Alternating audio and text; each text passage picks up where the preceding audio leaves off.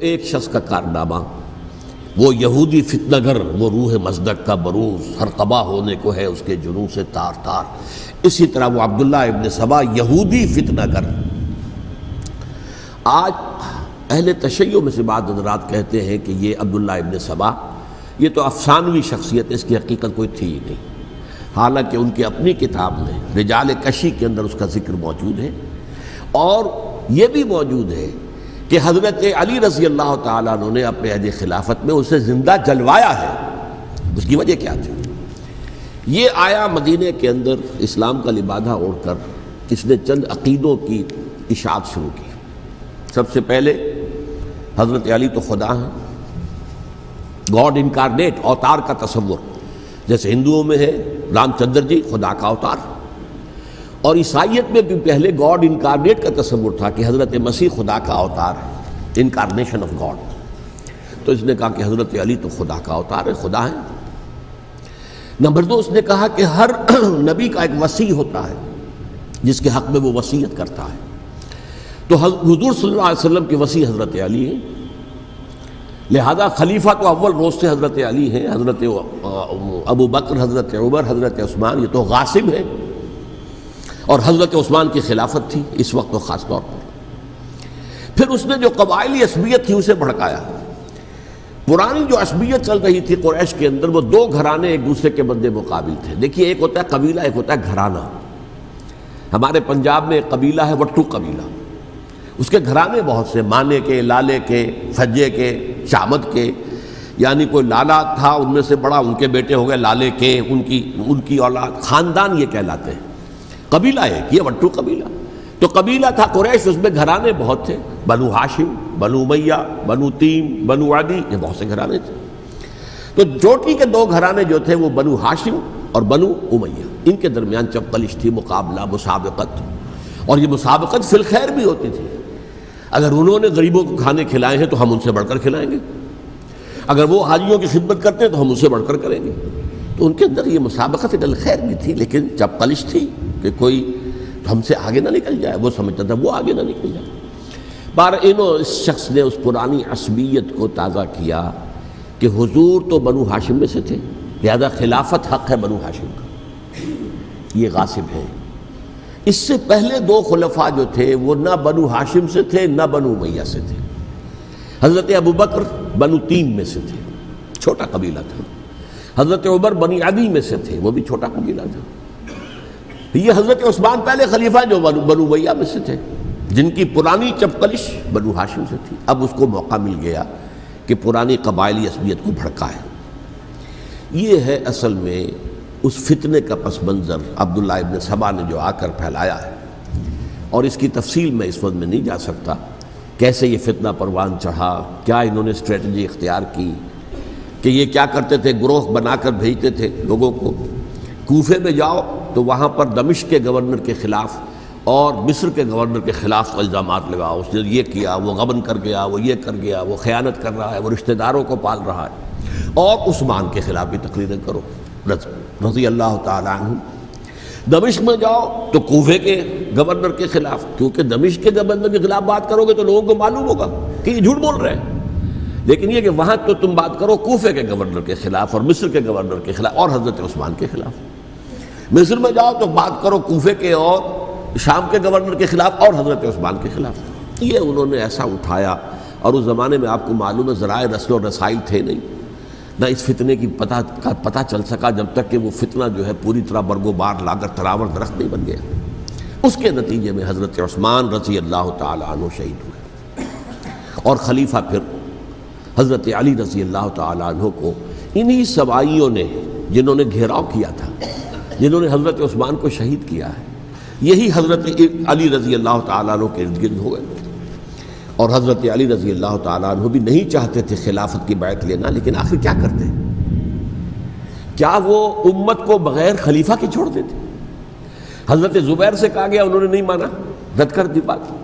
حضرت طلحہ سے کہا گیا، انہوں نے نہیں مانا. حضرت علی سے کہا گیا، اب عشرہ مبشرہ میں سے یہی تو تھے نا، لہذا انہوں نے تسلیم کر لیا، خلافت ہو گئی. لیکن اس کے بعد جو خانہ جنگی ہوئی ہے، اس خانہ جنگی کے نتیجے میں نوٹ کر لیجئے کہ 1,00,000 کے قریب مسلمان ایک دوسرے کی تلواروں اور نیزوں اور برچھیوں اور تیروں سے ختم ہو گئے، ہلاک ہو گئے۔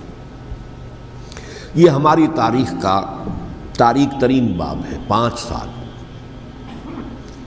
4.5 سال حضرت علی کی خلافت کے اور 6 مہینے حضرت حسن کی خلافت کے رضی اللہ تعالی عنہ۔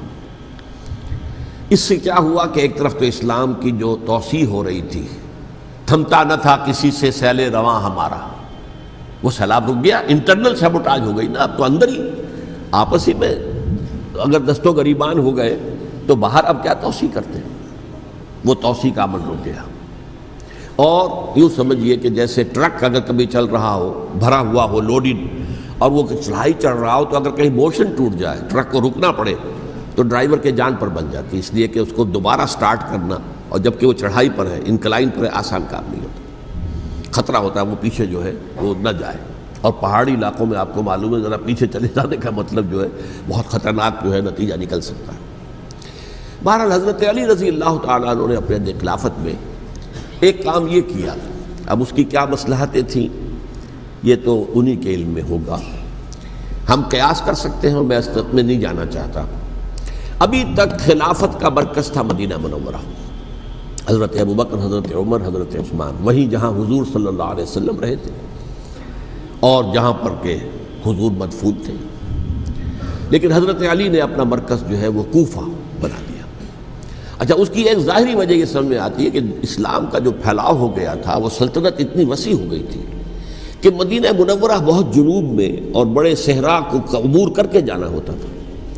کوفہ جبکہ ایسی مقام پر تھا کہ جہاں سے مشرقی راستہ جا رہا ہے ایران کو، عراق کے اندر تو ہے وہ شہر کوفہ، اور پھر ایران اور خراسان اور ہندوستان کو راستہ جا رہا ہے، وہیں سے شمال کی طرف جا رہا ہے، شام کی طرف اور ترکی کی طرف، اور وہاں سے پھر یہ کہ مغربی افریقہ کو بھی کنٹرول کرنا، جو شمالی افریقہ کو، وہ بھی آسان تھا۔ بہرحال حضرت علی نے کوفہ کو اپنا مرکز بنایا، اور نتیجہ یہ ہوا کہ سبائیوں کا بھی مرکز وہی بن گیا، چونکہ انہوں نے اپنے آپ کو گردا گرد رکھا حضرت علی کے رضی اللہ تعالیٰ عنہ۔ اب ظاہر بات ہے کسی پرٹیکولر پرسن کے خلاف تو کوئی مقدمہ موجود تھا نہیں، بلکہ جب جنگ جمل ہو رہی تھی، ابھی جنگ نہیں ہوئی تھی، حضرت عائشہ، حضرت طلحہ، حضرت زبیر وہ لے کر آئے تھے ایک لشکر، اس مطالبے کے لیے کہ حضرت عثمان کے قاتلوں کو سزا دی جائے، قصاص لیا جائے۔ حضرت علی رضی اللہ تعالیٰ عنہ سے گفت و شنید ہو رہی تھی، حضرت علی جو ہے اس پر آمادہ ہو گئے کہ ٹھیک ہے، میں جو بھی قاتلین عثمان ہیں ان کو گرفتار کر کے سزا دوں گا۔ عین اسی وقت کوفے کی مسجد کے اندر جو ہے 10,000 کا مجمع کھڑا ہو گیا، ہم سب قاتل عثمان ہیں، لو ہم سے بدلہ کہاں سے لوگے۔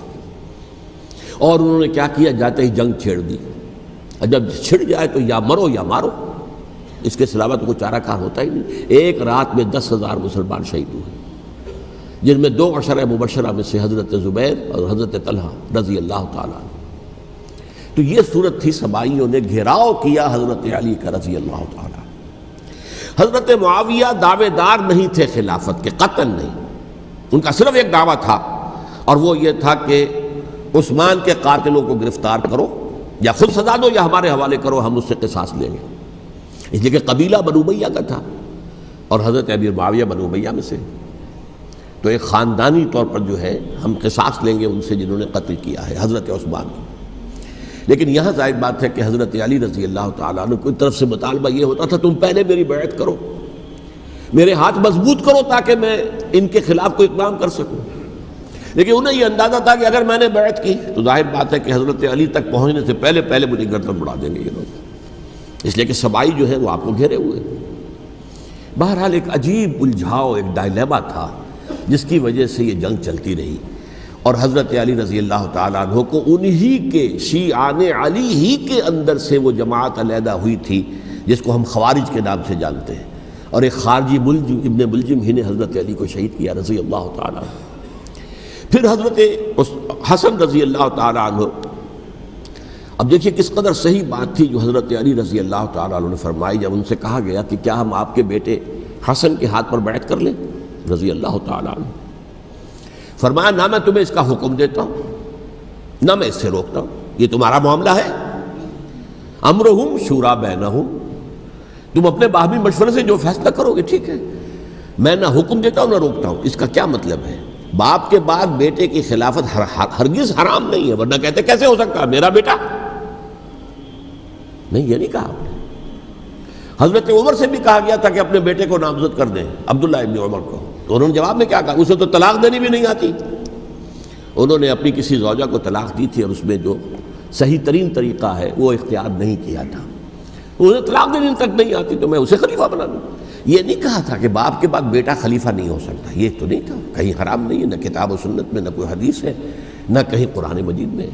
تو حضرت علی نے بھی فرمایا رضی اللہ تعالی، نہ میں روکتا ہوں نہ حکم دیتا ہوں، یہ تمہارا اپنا معاملہ ہے.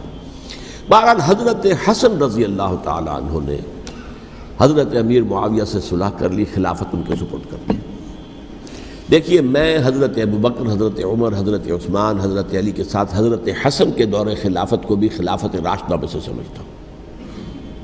اور تبھی 30 سال پورے ہوتے ہیں اس حدیث کے مطابق کہ حضور نے فرمایا خلافت 30 برس رہے گی، پھر ملوکیت آ جائے گی.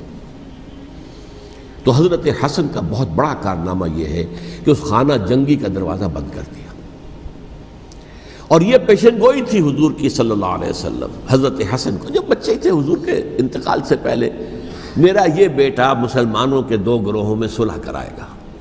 یہ حضور کی پیشن گوئی تھی، اور وہ پیشن گوئی حضرت حسن کے علم میں بھی ہوگی یقیناً. بہرحال انہوں نے صلح کی حضرت امیر معاویہ کے ساتھ رضی اللہ تعالی عنہ، خلافت ان کے حوالے کر دی، اور کچھ شرائط تھیں طے ہو گئی. اللہ خیر صلی اللہ. حضور کی تو یہ پیشن گوئی جو ہے صحیح ثابت ہوئی کہ میرا یہ بیٹا مسلمانوں کے 2 بڑے گروہوں کے درمیان صلح کرا دے گا. اور سبائیوں نے انہیں تانے دیے، یا عار المومنین، اے مومنوں کے لیے موجب عار، موجب شرم تم نے بزدلی دکھائی ہے، تم نے امیر معاویہ کو خلیفہ تسلیم کر لیا، تم نے بزدلی دکھائی. معاذ اللہ ثم معاذ اللہ ثم معاذ اللہ. اب میں کچھ باتیں حضرت امیر معاویہ کے بارے میں کہنا چاہتا ہوں، اس لیے کہ وہاں اس میں نے حضرت معاویہ کے بارے میں یہ تو بہت شدت کے ساتھ کہا تھا، اور میں اب بھی اس پر قائم ہوں اور پوری طریقے سے قائم ہوں. میرا مستقل موقف یہی ہے کہ حضرت معاویہ رضی اللہ تعالیٰ عنہ کے دور خلافت کو ہم خلافت راشدہ میں شامل نہیں سمجھتے، اہل سنت میں سے کوئی بھی نہیں سمجھتا. لیکن اس کے ساتھ میں نے حضرت امیر معاویہ کے کچھ مناقب بھی بیان کیے تھے تاکہ پلڑا جو ہے ترازو کا، اس کے دونوں پلڑے سامنے آ جائیں. لیکن یہ کہ وہ حصہ میرے اس بیان کا نکال دیا گیا، ختم کر دیا گیا. یہ میں نہیں جانتا کہ اس میں کیا مصلحت دیکھی گئی ہے. اس میں تو کسی کے لیے کوئی معاملہ ایسا نہیں تھا، کسی کے جذبات کو جو ہے وہ ٹھیس پہنچانے والا. جبکہ میں نے کہا وہ خلیفہ راشد نہیں تھے، صاف میں نے کہا، بلکہ وہ دور ملوکیت کا آغاز ان سے ہو گیا ہے. بلکہ جب ایک صاحب نے یہ کہا کہ کربلا کے بعد سے دور ملوکیت آ رہی تھی، تو میں نے کہا نہیں جناب، دور ملوکیت تو 20 سال پہلے پوری ہو چکی تھی، شروع ہو چکی تھی. حضرت امیر معاویہ کے بھی 20 سال جو ہے وہ دور ملوکیت میں شمار ہوتے. انہیں کسری العرب بھی کہا گیا، عرب کے کسریٰ، جو شہنشاہ ایران کا خطاب تھا، حضرت معاویہ رضی اللہ تعالیٰ عنہ کو کسری العرب کہا گیا، عرب کا کسریٰ یہ. لیکن دوسری طرف یہ ہے کہ وہ صحابی رسول ہیں رضی اللہ تعالیٰ، حضور کے برادر نسبتی بھی ہیں، حضور کے سالے ہیں. ان کی ہمشیرہ ام حبیبہ حضور کی زوجہ محترمہ ہیں، ام المومنین ہیں ام حبیبہ رضی اللہ تعالیٰ عنہ. پھر کس قدر معتمد علیہ تھے حضور کے کہ کاتبان وحی میں شامل تھے. وحی کی کتابت کرنے والے چند لوگ تھے جنہیں کہ حضور کہتے تھے کہ اب یہ آیت لکھ لو. ان میں سے ایک امیر معاویہ بھی رضی اللہ تعالیٰ. تو بڑے توازن کی ضرورت ہے. دیکھیے صحابہ کرام کا جہاں تک تعلق ہے، اہل سنت کا موقف یہ ہے کہ صحابہ کلہم عدول، صحابہ سب کے سب نیک نیت ہیں، اور ان کی روایت جو ہے قبول کی جائے گی، رد نہیں کی جائے گی، ان پر کوئی جرح و تعدیل نہیں ہوگی. اس لیے کہ ان کا تزکیہ محمد الرسول اللہ صلی اللہ علیہ وسلم نے کیا تھا. لہٰذا یہ تو ہو سکتا ہے کہ کسی صحابی سے کوئی خطا ہو جائے، لیکن وہ خطا اجتہادی ہوگی، نیت کی خطا نہیں ہوگی، نیت کی غلطی نہیں ہوگی. اگر کسی صحابی کی نیت پر حملہ کیا جائے تو یہ اصل میں طعن ہے، حملہ ہے حضور پر کہ وہ تربیت دے نہیں سکے اپنے ساتھیوں کو. معاذ اللہ ثم معاذ اللہ ثم معاذ اللہ، وہ تزکیہ کر ہی نہیں سکے. 3 جگہ جو قرآن میں آیا ہے یتلو علیہم آیاتہ ویزکیہم، تو کیا تزکیہ کیا؟ اگر ان کے قریب ترین ساتھی جو تھے، اگر ان کے اندر بھی بدنیتی تھی اور دنیا کی طلب تھی، اور دنیا کے اندر اقتدار حاصل کرنے کا جذبہ تھا، تو پھر کیا تزکیہ کیا؟ معاذ اللہ ثم معاذ اللہ۔ لہذا صحابہ سب کے سب عدول ہیں اور ان سے اختلاف ممکن ہے، لیکن ان کی نیت پر حملہ نہیں ہو سکتا۔ تو حضرت امیر معاویہ کی شخصیت ایک چیز ہے، آپ کا دور خلافت دوسری چیز ہے۔ شخصیت کے اعتبار سے صحابی رسول ہیں، برادر نسبتی ہیں حضور کے صلی اللہ علیہ وسلم، اور پھر یہ کہ اس قدر معتمد علیہ ہے صحابہ میں سے کہ وہ کاتبان وحی، یہ عام آدمی کے کرنے کا کام نہیں تھا جو وحی کی کتابت کرے، اللہ کے کلام کی۔ البتہ یہ ہے کہ جیسا کہ میں نے عرض کیا، ان کا دور خلافت راشدہ نہیں ہے، وہ ملوکیت کا دور ہے۔ یہ میں نے جیسا کہ عرض کیا، میں نے ایک صاحب نے جب یہ کہا کہ ملوکیت شروع ہو رہی تھی، میں نے کہا شروع نہیں ہو رہی تھی، ملوکیت تو 20 سال پہلے شروع ہو چکی تھی۔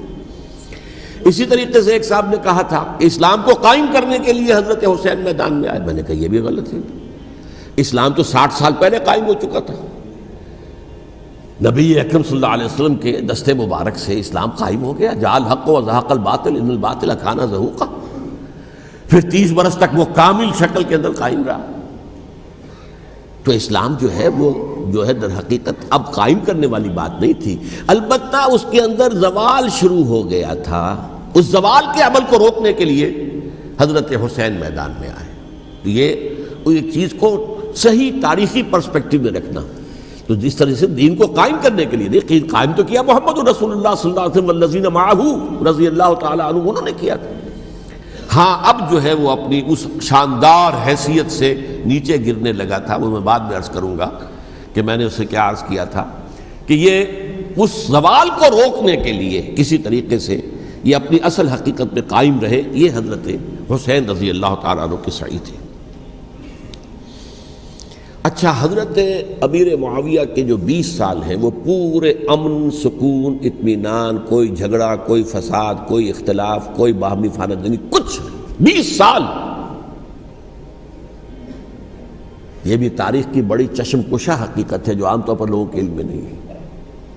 سبائی بھی دبکے رہے، حضرت امیر معاویہ کی حکومت اتنی مضبوط تھی، کنٹرول، کہ ان کو کچھ سر اٹھانے کا موقع نہیں ملا۔ موجود تھے، دبکے رہے، جیسا کہ میں نے کہا ریولوشن کے آخری مرحلے پر آ کر جو مخالفین ہیں وہ دب جاتے ہیں کہ پھر دیکھیں گے موقع ملے گا تو پھر لیں گے ان سے حساب کتاب۔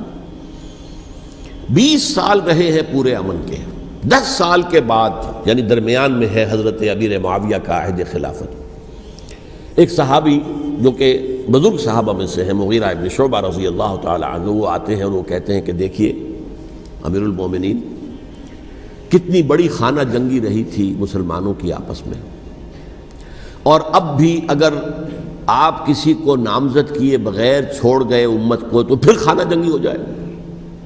1 لاکھ اس وقت جو ہے وہ ہلاک ہوئے تھے، نہ معلوم اب کتنے ہلاک۔ لہٰذا آپ اپنی زندگی ہی میں نامزد کر دیجئے کسی کو خلیفہ، ولی عہد بنا دیجئے۔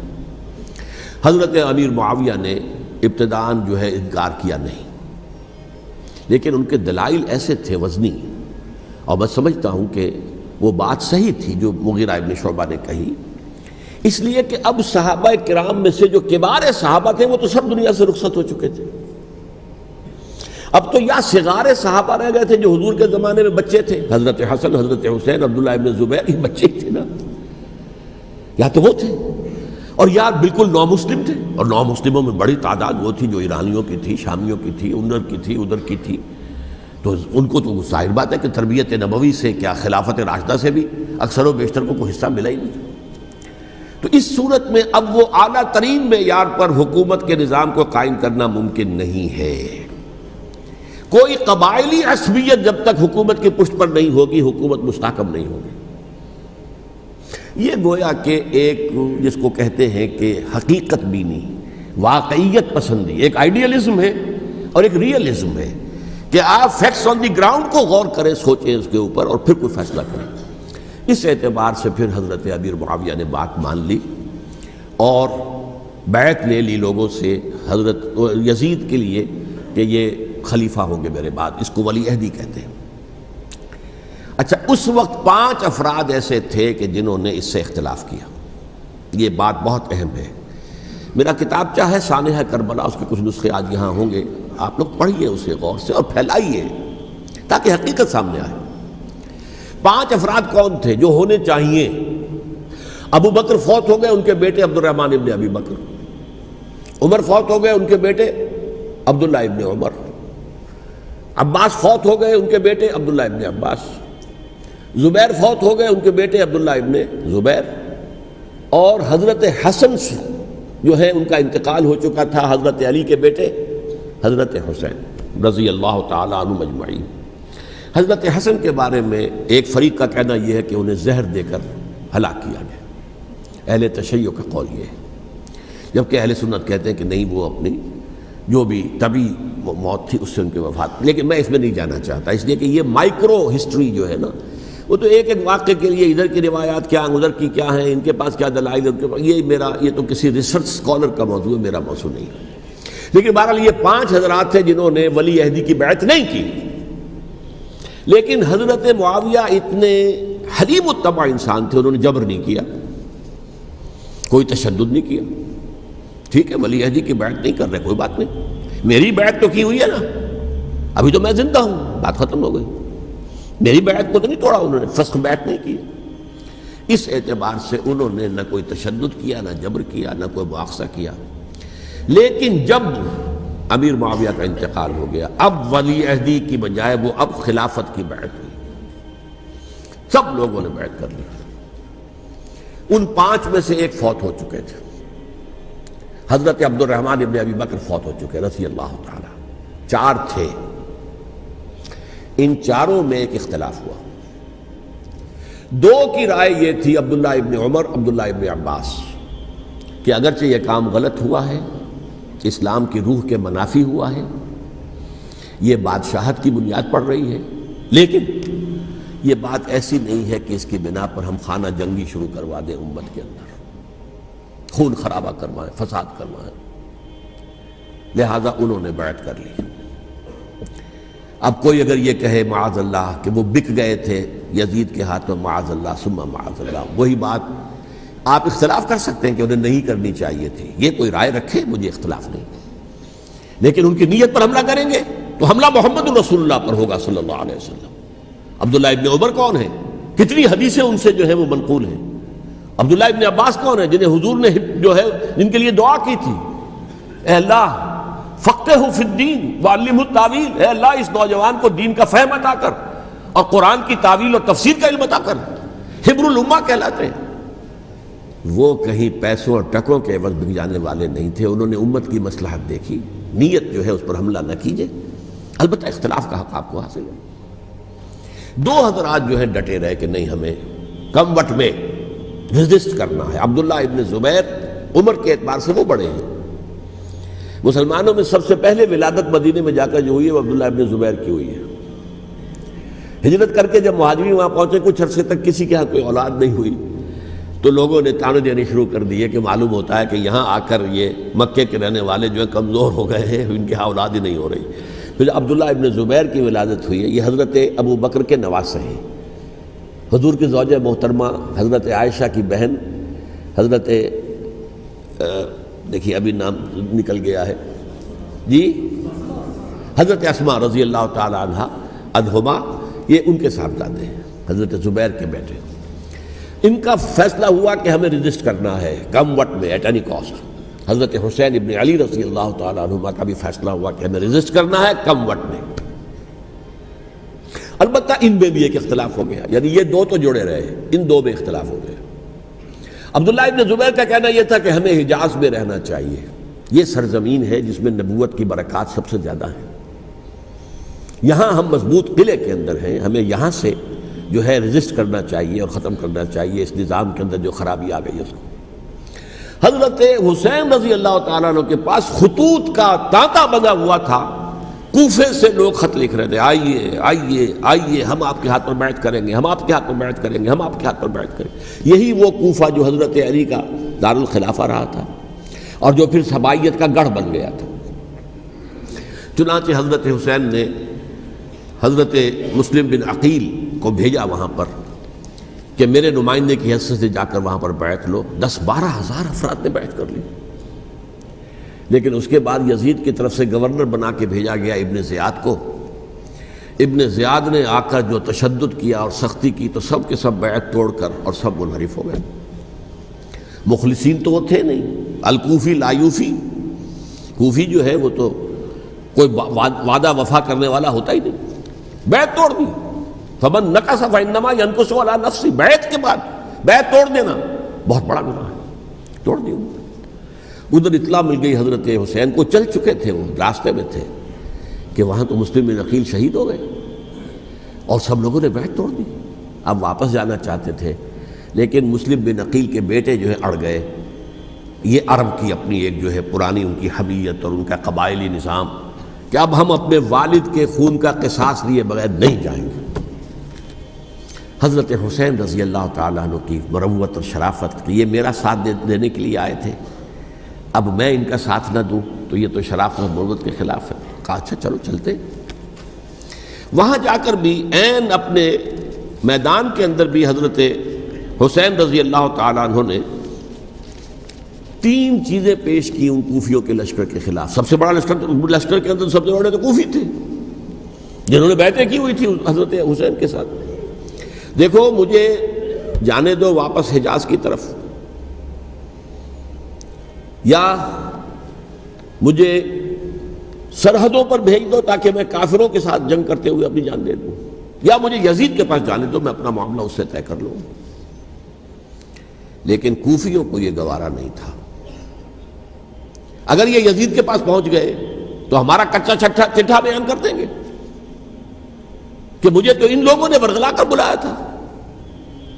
اس لیے کہ دیکھیے حضرت امیر معاویہ کے 20 سالوں کے دوران میں بتا چکا ہوں ان کی حکومت اتنی مستحکم تھی کہ اس کے خلاف کوئی فتنہ اٹھانا ممکن نہیں تھا. اب چونکہ ایک چینج اوور ہوا تھا، اور چینج اوور میں آپ کو معلوم ہوتا ہے کہ ایک جس کو کہتے ہیں every thing is in the melting پاٹ، ابھی تو یہ درمیان کے اندر معاملہ ہے، تو انہیں موقع ملا، سر اٹھایا حضرت حسین رضی اللہ تعالیٰ عنہ کو، جو خطوط لکھے جس کے کہ تھیلے کے تھیلے اور بوریوں کی بوریاں بھری ہوئی حضرت حسین کے ساتھ تھی. وہ کہا کہ آئیے ہم آپ سے بیعت کریں گے. انہوں نے نہیں مانا. اور اصل میں حضرت حسین کے قاتل وہ کوفی ہیں، وہ بزدل، وہ منافق جنہوں نے بیعت کر کے بیعت توڑی. اور اب وہ آ گئے کہ اگر یہ حسین رضی اللہ تعالیٰ عنہ بچ کر کہیں یزید کے پاس پہنچ گئے تو پھر ہمارا کچا چٹھا جو ہے وہ سامنے آ جائے گا اور ہماری پھر شامت آ جائے گی. لہذا انہوں نے قتل کیا حضرت حسین کو رضی اللہ تعالیٰ.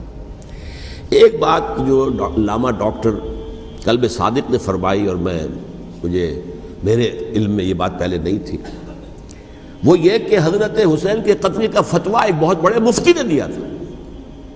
یہ بات بھی ذرا سمجھ لیجیے. حضرت حسین رضی اللہ تعالیٰ عنہ کے قتل کا فتویٰ ایک بہت بڑے مفتی نے دیا تھا. کیوں دیا تھا؟ اس لیے کہ حضور کی احادیث موجود ہیں کہ جب ایک شخص کی ایک خلیفہ کی بیعت ہو جائے تو دوسرا اگر کھڑا ہو تو اسے قتل کر دو. کھلی حدیث. اسی لیے ایک بہت بڑے مفسر بھی ہیں، فقیہ بھی ہیں، قاضی ابن العربی رحمۃ اللہ علیہ. ایک ابن عربی ہیں الف لام کے بغیر، ابن عربی، وہ بہت بڑے صوفی ہیں، فلسفی ہیں، اندلس کے ہیں. یہ قاضی ابن العربی ہیں جنہوں نے قرآن کی ایک تفسیر لکھی ہے اس اعتبار سے کہ صرف ان آیات کی تفسیر جن سے کہ فقہی احکام جو ہیں ان کا استنباط ہوتا ہے. یہ 2 تفسیریں اس طور سے لکھی گئی ہیں قرآن مجید کی. احکام القرآن ان کا نام ہے دونوں کا، جن میں سے ایک جو ہے قاضی ابن العربی کی ہے. ان کا ایک جملہ نقل ہوتا ہے، قتل الحسین بسیف جدہ، حسین قتل ہو گئے اپنے ہی نانا کی تلوار سے. وہ تلوار کیا تھی؟ جب کسی کی بیعت ہو چکی ہو پھر کوئی کھڑا ہو مدعی خلافت، قتل کر دو. میرے نزدیک حضرت حسین مدعی خلافت نہیں تھے. یہ بات اس وقت سامنے لوگوں کے نہیں آئی، بلکہ حکومت نے یہ باور کرا دیا کہ یہ تو باغی ہے، یہ مدعی ہے خلافت کے. انہوں نے تو دعویٰ نہیں کیا خلافت، وہ تو صرف اس عمل کو روکنے کے لیے میدان میں آئے تھے. اور اس بات کو اچھی طرح سمجھ لیجئے کہ اس وقت تک یہ جو تصور آج ہمارے پاس ہے کہ ریاست علیحدہ ہے، حکومت علیحدہ ہے، state of Pakistan, we are loyal to the state of Pakistan, ہم ریاست پاکستان کے وفادار ہیں، گورنمنٹ آف پاکستان کے وفادار نہیں ہیں. We are not loyal to the government. Government تو کبھی بے نظیر کی تھی، ہم اس کے خلاف تحریک چلا رہے تھے، یا کبھی کسی اور کی تھی اس کے خلاف تحریک چل رہی ہے، یا کبھی ضیاء الحق کی تھی اس کے خلاف تحریک چل رہی ہے۔ گورنمنٹ کو بدلنا تو عوام کا حق ہے، آج اس وقت نہیں تھا، اس وقت ریاست اور حکومت کا کوئی فرق نہیں تھا، لہذا جو حکومت سے اختلاف کرے گویا کہ باغی ہے۔ یہ ہے اصل میں وہ پیچیدہ مسئلہ کہ کیوں کسی مفتی نے فتویٰ دے دیا، اس لیے کہ اس وقت تک ریاست اور حکومت کا فرق واضح نہیں تھا دنیا پر۔ یہ تو ابھی کوئی 100-150 سال کی بات ہے کہ آج ہمارا جو پولیٹیکل سائنس کا ایولیوشن ہوا ہے وہ اسٹیج تک پہنچ گیا ہے کہ اسٹیٹ علیحدہ ہے، حکومت علیحدہ ہے۔ حکومت تو اسٹیٹ کے 3 آرگنز میں سے ایک آرگن ہے، ایڈمنسٹریشن حکومت کی ہے، جوڈیشری ہے اور لیجسلیچر ہے، 3 آرگنز ہیں بڑے بڑے، ان میں سے ایک ہے۔ تو حکومت کو بدلنا تو عوام کا حق ہے، چاہے وہ ووٹ کے ذریعے بدلیں چاہے ایجیٹیشن، اگر پرامن ایجیٹیشن ہے اس سے حکومت کو بدلنے کا حق حاصل ہے دستوری طور پر ہر اعتبار سے۔ اس وقت یہ نہیں تھا، لہذا صورتحال یہ بن گئی کہ حکومت وقت نے باور کرا دیا مسلمانوں کو، ورنہ سوچئے نواسۂ رسول کو قتل کرنا کوئی آسان کام تھا؟ آخر سب کلمہ گو تھے کہ نہیں تھے؟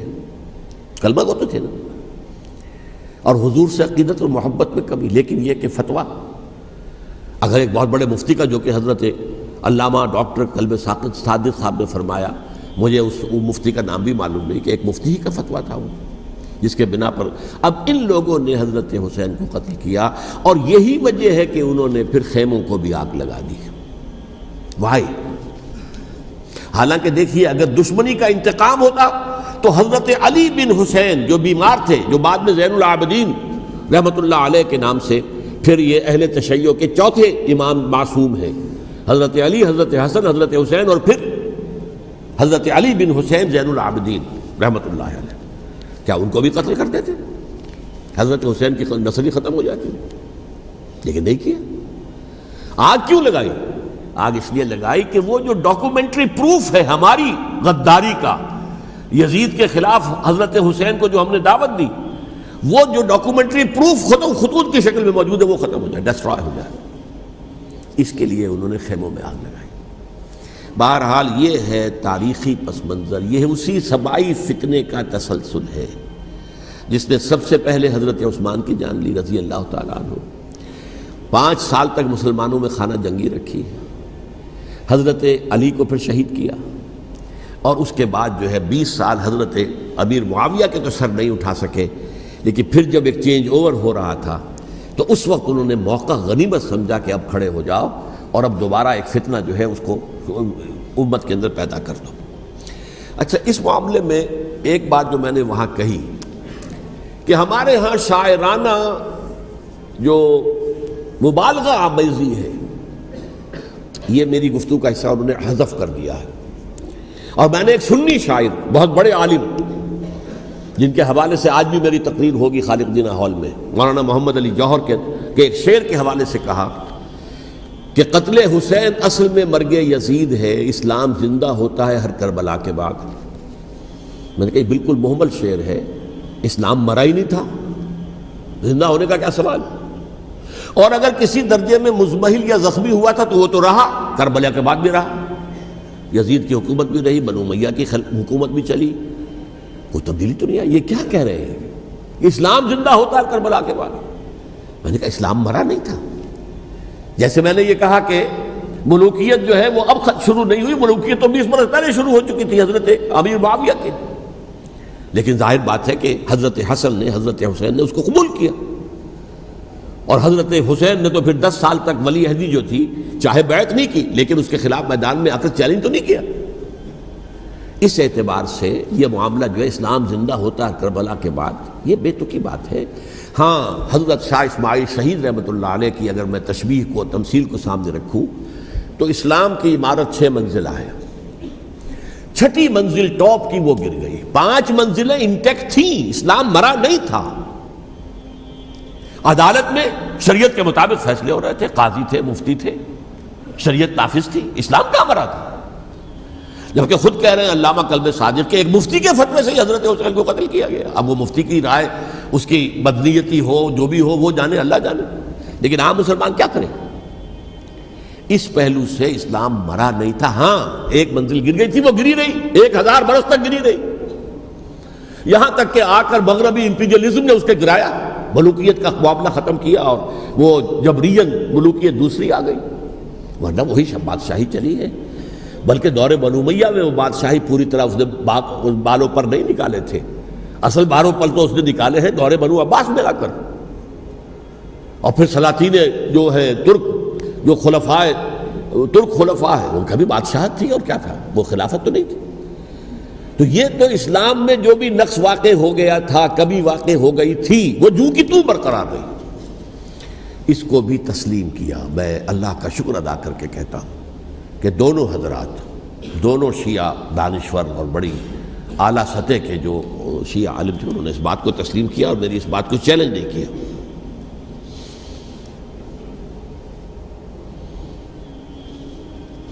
اصل میں تیسری بات میں نے یہ کہی کہ دیکھیے حضرت حسین رضی اللہ تعالی عنہ کی اس شہادت کے بعد،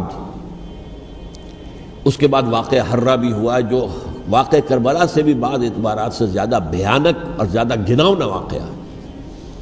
بنو امیہ کی تاریخ ہے جس کو لوگ جانتے ہی نہیں. مدینہ کے کچھ لوگوں نے بغاوت کی اور انہوں نے اس کے خلاف فوج بھیجی، اور فوج کو جب مدینہ فتح کر لیا 3 دن کے لیے حلال کر دیا، جو چاہو کرو، یہاں جسے چاہو مارو، جسے چاہو لوٹو، جس کا گھر چاہو برباد کرو، جس عورت کو چاہو ریپ کرو. اور یہ مدینہ النبی کے اندر ہوا. تو کاٹ کھانے والی ملوکیت کے اندر بہت سے واقعات ہوئے. عبداللہ ابن زبیر کھڑے ہوئے، انہوں نے حکومت قائم کی تھی، لیکن یہ کہ وہ تو 6 سال کے لیے کامیاب بھی رہے، ایک حکومت قائم کی، بنو امیہ کے ہاتھ پر بیعت نہیں کی، بالآخر ان کی حکومت بھی ختم ہو گئی. پھر حضرت زید کھڑے ہوئے، انہوں نے بغاوت کی، وہ بھی ناکام رہ گئے. پھر بنو عباس میں کھڑے ہوئے حضرت نفس زکیہ، حضرت حسن رضی اللہ تعالیٰ عنہ کے اولاد میں سے، وہ بھی ناکام ہو گئے، شہید ہو گئے. پھر یہ سمجھ لیا گیا کہ اب یہ جہاں تک 6ٹھی منزل ہے وہ تو دوبارہ تعمیر نہیں ہو سکتی. یہ تو جس کی لاٹھی اس کی بھینس، جس کے پاس طاقت ہوگی اس کی حکومت ہوگی، جس کا قبیلہ زیادہ قوی ہوگا، جس قبیلے میں زیادہ عصبیت ہوگی، مضبوط ہوگا، متحد ہوگا، طاقتور ہوگا، اسی کی حکومت ہوگی. البتہ اس کے نیچے لوگوں کے اخلاق کی اصلاح کرو. صوفیاء کرام نے وہ کام اپنے ذمے لیا، اور بالکل وہی کام ہے کہ جو ائمہ اہل بیت کرتے رہے. حضرت حسن کی اولاد میں پھر حضرت علی بن حسین رضی اللہ تعالی، حضرت حسین کی اولاد میں پھر امام محمد باقر، امام محمد جعفر صادق، اور اس کے بعد بھی 5 اور. کسی نے بغاوت نہیں کی. جیسے علماء کرام کام کر رہے تھے اور جیسے صوفیاء کرام کام کر رہے تھے، ایسے ہی وہ مسلمانوں کی علمی تربیت، روحانی تربیت و تزکیہ کر رہے تھے. کسی نے حکومت کو چیلنج نہیں کیا. نوٹ کر لیجیے اس بات کو. حضرت علی نے بھی چیلنج نہیں کیا تھا، حضرت حسن نے چیلنج نہیں کیا، خود صلح کر لی. تو ائمہ اہل بیت جو 12 یہ گنتے ہیں، جن میں سے آخری جو ہے حضرت مہدی کو تو ابھی ظاہر ہونا ہے، ان کے عقیدے کے مطابق وہ روح پوش ہیں، وہ ظاہر ہوں گے. لیکن 11 حضرات کے بارے میں یہ کہ حضرت حسین کے سوا کسی نے بھی چیلنج نہیں کیا وقت کے نظام میں. اور حضرت حسین نے بھی اس مغالطے پر کیا کہ کوفی ساتھ دیں گے، اور یہ موقع ہے کہ یہ جو 6ٹھی منزل اسلام کی گر گئی ہے اسے دوبارہ تعمیر کر دیا جائے. انہوں نے خلافت کا دعویٰ نہیں کیا تھا، یہ انہیں عوام کو مغالطے میں مبتلا کیا گیا کہ یہ خلافت کا مدعی ہو کر سامنے آیا. جیسا کہ میں نے آپ سے کہا تھا، امیر معاویہ نے حضرت علی کے عہد خلافت میں کبھی خلافت کا دعویٰ نہیں کیا. مدعی خلافت نہیں تھے وہ تو یہ کہتے تھے کہ قاتلان حسین جو ہے، قاتلان عثمان کو سزا دو، قصاص دو، بس. اسی طرح حضرت حسین نے بھی، اب دیکھیے اس ضمن میں اس میں کوئی شک نہیں ہے، حضرت حسین رضی اللہ تعالی عنہ کی جو شہادت ہوئی ہے، ان کے ساتھیوں کی، اعزاء و اقارب کی، تاریخ انسانی میں یہ عزم، ہمت، شجاعت، مثابرت، صبر، استقلال، استقامت، اس کی بہت روشن مثال ہے، بہت روشن مثال ہے، بہت روشن مثال ہے. لیکن اس سے تاریخ کی رفتار پر کوئی اثر نہیں پڑا. وہ جو ملوکیت آ گئی تھی وہ اور گہری سے گہری ہوتی چلی گئی. واقعہ کربلا کے بعد تو واقعہ ہررا ہوا میں نے گنوا دیا آپ کو، اس سے زیادہ تو میرے خیال میں کہ اور ہمارے لیے لائق شرم جو ہے کوئی واقعہ ہے ہی نہیں اس پہلو سے۔ لیکن حضرت حسین کا ایک، اب ان کو یہ کہ میں مطلب یہ کہ اگر میں ان کے ہاتھ پر بیعت کر لیتا ہوں جو کہ اس وقت سامنے موجود تھے کہ یزید کی بیعت تمہارے ہاتھ پر کرتا ہوں، تو گویا کہ اپنے آپ کو سرنڈر کر دیتے۔ وہی خطرہ جو امیر معاویہ کو تھا کہ مجھے وہ تو پہنچنے بھی نہیں دیں گے علی تک رضی اللہ تعالیٰ عنہ، اور مجھے پہلے ہی شہید کر دیں گے، یہی خطرہ حسین کو تھا رضی اللہ تعالیٰ عنہ کہ مجھے یزید تک پہنچنے نہیں دیں گے، پہلے قتل کر دیں گے۔ اور ویسے بھی یہ ایک شرافت، مروت اور حمیت اور غیرت اور عزت نفس کا تقاضا بھی تھا کہ بھائی معاملہ ہے یزید کا، میرا مجھے وہاں جانے دو، اللہ اللہ خیر سلا، یو کین اسکورٹ می، میرے دائیں بائیں چلو تاکہ میں کہیں اور بھاگ نہ جاؤں تمہارے خیال میں، مجھے وہاں پہنچا دو، میں وہاں پہ جا کے اس سے معاملہ کر لوں۔ لیکن انہوں نے قتل کیا، اصل قاتلان کوفی، وہی سبائی۔ البتہ یہ ہے کہ اس واقعے کی جو یادگار ہے اس میں کوئی شک نہیں ہے کہ اس نے مسلمانوں میں سے ایک گروہ کے دل میں قربانی اور شہادت کا جذبہ بہت پیدا کیا، اس میں کوئی شک نہیں۔ اور جس طریقے سے کہ عاشورہ محرم میں یاد منائی جاتی ہے، جس طریقے سے اس نے اہل تشیع کے اندر قربانی کا جذبہ بے انتہا پیدا کر دیا، اگرچہ وہ جذبہ بروئے کار نہیں آتا، اس لیے کہ ان کے ہاں یہ عقیدہ ہے، یہ طے ہے کہ جب تک حضرت مہدی ظاہر نہیں ہوں گے ہم کسی کے خلاف بغاوت نہیں کریں گے۔ یہ پوری تاریخ میں ان کا معاملہ رہا، تمام جو ہے ائمہ اہل بیت کا معاملہ رہا، جب تک مہدی نہیں آتے keep sitting and keep waiting, wait and see, that's all. یہ تو خمینی صاحب نے کیا ہے، آیت اللہ خمینی صاحب نے، کہ انہوں نے یہ ایران کے شیعوں کو باور کرایا کہ بھائی جب آئیں گے حضرت مہدی آ جائیں گے، لیکن ہم اب ہاتھ پر ہاتھ رکھ کر بیٹھے رہیں، باطل کو چیلنج بھی نہ کریں، ہمیں کچھ تو کرنا چاہیے، وہ ہاتھ پاؤں ہلانے چاہیے، اور کچھ نہیں تو مہدی کا راستہ جو ہے صاف کرنا چاہیے، تمہید کرنی چاہیے، ان کے راستہ ہموار کیا جائے۔ تو یہ ان کی بڑی عظمت ہے آیت اللہ خمینی صاحب کی کہ اہل تشیع ایران کے جو ہے ان سے انہوں نے یہ بات منوا لی کہ ہم بالکل انرٹ نہیں بیٹھے رہیں گے، بلکہ اب انہیں نائب امام قرار دے کر اور ولایت فقیہ کے فلسفے کے حوالے سے، یہ دو چیزیں ان کی جو ہیں بنیادی فلسفے کی ہیں، وہ اس وقت میرا موضوع نہیں ہے، انہوں نے عوام کو ایسا کھڑا کیا ہے کہ 20,000 سے لے کر 30,000 کے درمیان انسانوں نے جانیں دے دی، عورتوں کے جلوس نکلے، شیرخوار بچہ گود میں ہے عورت کے اور گولی کھا رہی ہے اور مر رہی ہے، گر رہی ہے۔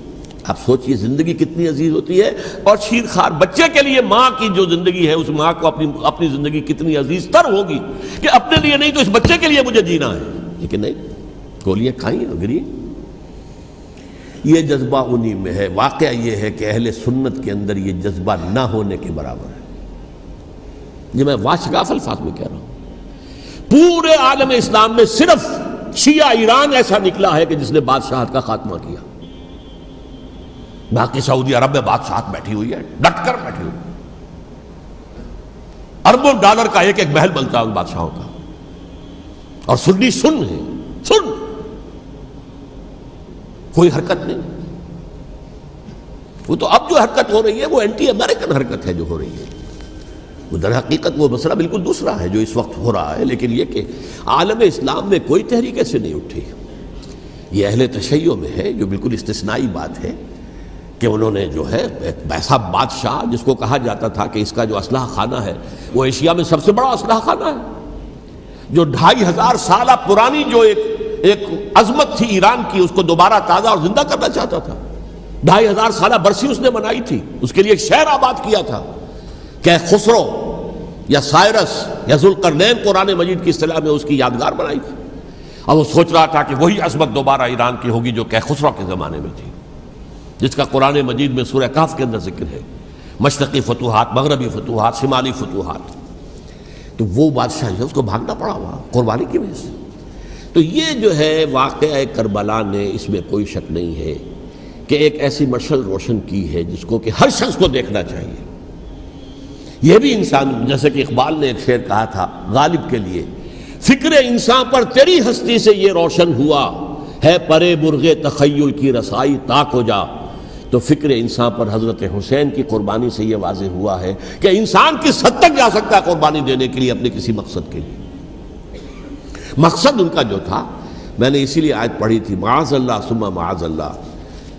میں ایک آخری بات جو کہہ رہا ہوں وہ نوٹ کر لیجئے، ایک خاص انتہائی نقطۂ نظر کے عام کیے جانے کی وجہ سے سنیوں میں بھی ایک انتہائی رد عمل پیدا ہوا ہے۔ ایکسٹریم رائٹسٹ سنیز، اگر ایک طرف سے حملہ کیا گیا ہے حضرت عثمان کی نیت پر، ان کو خیانت کا الزام لگایا گیا، ان پر اقربا پروری کا الزام لگایا گیا، حضرت ابو موسیٰ شریف پر خیانت اور غداری کا الزام لگایا گیا، یہ ساری چیزیں اگر صحابہ کرام کے اوپر ہوئی ہیں، امیر معاویہ پر، امیر اور عمرو بن العاص پر، تو جواب میں کچھ لوگ کھڑے ہو گئے، حضرت علی وہ اقتدار کے طالب تھے، معاذ اللہ ثم معاذ اللہ ثم معاذ اللہ۔ یہ اہل سنت کا موقف نہیں ہے۔ حضرت حسین اقتدار کے طالب تھے، ہرگز نہیں، ہرگز نہیں، ہرگز نہیں۔ وہی اصول جو میں نے بتایا تھا سب کے لیے لاگو رہے گا، وہ امیر معاویہ کے لیے ہے تو حضرت علی کے لیے بھی، حضرت حسین کے لیے بھی ہے۔ یہ نیک نیت ہے، آپ ان کی کسی رائے سے اختلاف کر سکتے ہیں لیکن ان کی نیت پر حملہ نہیں کریں گے۔ نیت پر حملہ کریں گے آپ کا ایمان بالرسالت جو ہے وہ مجروح ہو جاتا ہے۔ یہ رسول کے ساتھ بھی ہے، رسول نے ان کا تزکیہ کیا، یتلو علیہم آیاتہ ویزکیہم، اس کا سارا عمل محمد کا کیا ہوا ہے صلی اللہ علیہ وسلم۔ تو صحابی کے معاملے میں یہ ہمارے ہاں ان کو اہل سنت جو ہیں، جو معتدل مزاج کے، اور اکثریت ان کی، یہ تو چند لوگ ہیں، ذرا قلم چلا لیتے ہیں تو ان کی بہت سی کچھ چھوٹی چھوٹی کتابیں بھی شائع ہو گئی ہیں بہت، لیکن انہیں اہل سنت نے قرار دیا ناسبی یا خارجی۔ جیسے خوارج نے کہا تھا حضرت علی بھی کافر ہیں اور حضرت امیر معاویہ بھی کافر ہیں، حضرت عمرو بن العاص بھی کافر ہیں، معاذ اللہ ثم معاذ اللہ۔ ایسے ہی کچھ لوگ حضرت حسین پر بھی الزام لگاتے ہیں کہ اقتدار کی ہوس اور طلب کے اندر انہوں نے یہ سارا سفر کیا تھا، اور بس یہ ہے کہ وہ جو بازی تھی وہ ہار گئے، اللہ اللہ خیر صلی اللہ، اس سے آگے کیا ہے معاملہ؟ نہیں، معاذ اللہ ثم معاذ اللہ۔ اسی لیے میں نے آیت آج جو پڑھی تھی ایک اور جو بہت بظاہر آپ کو معلوم ہوئی ہوگی، غیر متعلق ہے میرے آج کے عنوان سے، تلک الدار الآخرۃ نجعلھا للذین لا یریدون علوا فی الارض ولا فسادا۔ یہ سورہ قصص کے آخری آیات میں سے، دیکھو یہ آخرت کا گھر جو ہے وہ ہم خاص کر دیں گے ان لوگوں کے لیے جو اس زمین میں اپنے اقتدار کے طالب نہیں ہوتے۔ زمین میں اقتدار کے طالب ہوگے فساد ہو جائے گا، تم بھی طالب میں بھی طالب، جھگڑا ہوگا، لڑائی ہوگی، دنگا ہوگا، فساد ہوگا۔ تلک الدار الآخرۃ نجعلھا للذین لا یریدون علوا فی الارض ولا فسادا۔ جو لوگ زمین میں اپنے اقتدار کے طالب اور اس کے نتیجے میں فساد پیدا کرنے والے نہیں ہیں، ان کے لیے ہم نے آخرت کا گھر خاص کیا ہے۔ والعاقبۃ للمتقین، اور عاقبت جو ہے، انجام کار، آخرت جو ہے وہ تو متقیوں کے لیے ہے۔ اسی میں آئیں گے سب صحابہ کرام، خواہ وہ حضرت علی ہے رضی اللہ تعالیٰ عنہ، اور خواہ وہ حضرت امیر معاویہ ہیں، حضرت عثمان ہیں رضی اللہ تعالیٰ عنہما، خواہ حضرت حسن ہیں، حضرت حسین ہیں رضی اللہ تعالیٰ عنہما، خواہ عبداللہ ابن زبیر ہیں، خواہ عبداللہ ابن عباس ہیں، خواہ عبداللہ ابن عمر ہیں رضی اللہ تعالیٰ عنہم اجمعین۔ اس اصول کو سامنے رکھ کر اختلاف آپ کر سکتے ہیں کسی سے بھی، لیکن کسی کی نیت پر حملہ کریں گے تو اصل میں آپ کا ایمان بالرسالت مجروح ہو جائے گا۔ علی کو نبی اکرم صلی اللہ علیہ وسلم نے اپنا نائب بنا کر چھوڑا تھا جب غزوہ تبوک میں جا رہے تھے مدینے میں۔ حضرت علی نے کہا بھی کہ مجھے آپ عورتوں کے ساتھ بٹھا کے جا رہے ہیں۔ فرمایا تمہارا مقام میرے ساتھ وہی ہے جو موسیٰ کے ساتھ ہارون کا تھا۔ ہارون کو چھوڑ کر گئے تھے نا یہودیوں کے پاس جب گئے تھے تورات لینے کے لیے، تو تمہارا وہی مقام ہے میرے ساتھ۔ تو یہ حضرت علی ہے رضی اللہ، ان کے بارے میں میرا، ان کی کیا عظمت میری نگاہ میں۔ تو یہ 3 کتابچے ہیں، مجھے نہیں معلوم تیسرا یہاں ہے یا نہیں ہے، بہرحال آپ لوگوں کو ریکمینڈ کر رہا ہوں کہ ان کا مطالعہ کریں۔ اب یہ کہ آخری بات یہ کہ اصل ہمارے کرنے کا کام کیا ہے۔ دیکھیے کیوں نہیں کیا کسی نے بھی خروج کا معاملہ، وہ میں واضح کر چکا ہوں، بغاوت نہیں کی۔ کیوں؟ ایک تو ریاست اور حکومت میں فرق نہیں تھا، ذرا کھڑا ہو اور وہ باغی قرار پائیں گے، واجب القتل ہو جائیں گے، فتوے کی زد میں آ جائیں گے، یہ معاملہ تھا۔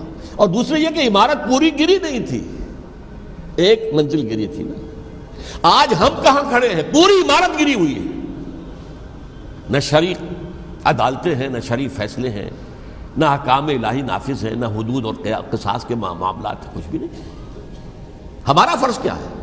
حضرت حسین کی مدح کرتے رہیے، تعریف کرتے رہیے، صحابہ کرام کی مدح کرتے رہیے، مدح صحابہ، اس کے لیے مجلسیں قائم ہو رہی۔ بھائی کر کیا رہے ہو؟ تھے تو آبا وہ تمہارے ہی، مگر تم کیا ہو؟ ہاتھ پر ہاتھ دھرے منتظر فردا ہو۔ تلک امت قد خلت لہا ما کسبت ولکم ما کسبتم۔ وہ تو ایک امت تھی جو چلی گئی، اللہ کے ہاں پہنچ گئے۔ جو کچھ انہوں نے کمایا وہ ان کے لیے، تمہارے لیے نہیں ہے۔ تمہارے لیے وہ ہوگا جو تم کماؤ گے۔ ہمارے لیے راستہ اب یہی ہے کہ خلافت راشدہ کے مکمل نظام کو اثر نو قائم کرنے کے لیے منہج انقلاب نبوی کو اختیار کریں۔ میری کتاب اس پر، کیسٹس اس پر، آڈیو کیسٹس، ویڈیو کیسٹس، سی ڈیز، نہ معلوم ڈی وی ڈی، سب کچھ موجود ہے۔ سیرت النبی پر تو میں عرض کر چکا ہوں، فلسفہ سیرت النبی سمجھنا ہے تو میری کتاب پڑھیے، ورنہ سیرت النبی آپ پڑھ لیں گے، واقعات معلوم ہو جائیں گے، فلسفہ سیرت سامنے نہیں آئے، اس کا آپ مطالعہ کریں گے میری کتاب سے۔ اور دوسرے یہ کہ یہ خلافت قائم کرنے کے لیے جو جد و جہد ہم کر رہے ہیں، تحریک خلافت پاکستان جس کا میں داعی ہوں ادنا سا، وہ تنظیم نہیں ہے، میں اس کا امیر نہیں، وہ ایک تحریک ہے۔